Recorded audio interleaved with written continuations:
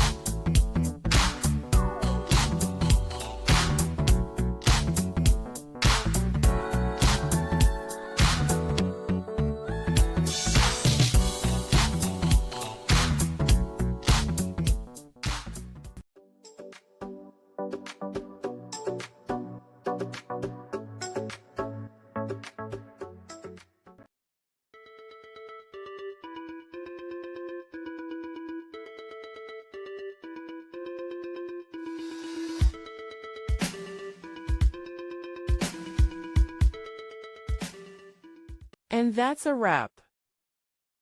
I hope you found the answer you were looking for. If you did, take a second to hit that subscribe button. It really helps out. And let me know in the comments which solution worked best for you. See you next time in the debug zone.